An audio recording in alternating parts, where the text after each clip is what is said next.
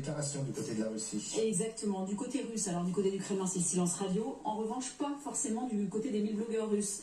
Et on en est persuadé. L'attaque est une attaque de l'OTAN et en particulier des États-Unis. Comme par hasard, nous dit-on, il y avait un satellite espion américain et un drone de surveillance de l'US Air Force qui survolait à un moment la mer Noire à Sébastopol. Et ensuite, la Crimée a été sous le coup d'une cyberattaque. C'est ce que diffuse en tout cas, petite infographie à l'appui, l'un des plus populaires, le 1000 blogueurs russe Ribar. Regardez.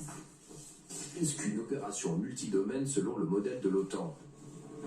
Il s'agit d'une attaque simultanée ou rapprochée dans le temps dans différents domaines avec un objectif unique. Avant toute attaque contre la Crimée, le groupe de satellites de l'OTAN surveille activement les cibles militaires russes. Lors de l'attaque contre la Crimée le 22 septembre 2023, les missiles de croisière n'ont pas été les seuls à être utilisés. Les systèmes anti-navires Neptune ont été utilisés ainsi que des missiles Leur. 3 missiles de croisière Storm Shadow ont atteint leur cible. Un RQ-48 était en opération dans les airs au sud de la Crimée, suivant les actions de la défense aérienne jusqu'au moment de l'attaque sur le quartier général. Immédiatement après la frappe, des spécialistes des opérations psychologiques ont commencé à travailler en ligne, diffusant de la panique dans les forums de discussion.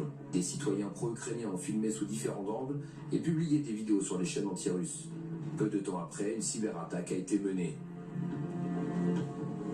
Images satellites, campagne de désinformation, cyberattaque à grande échelle, surveillance par drone, frappe de missiles, renseignements sur place.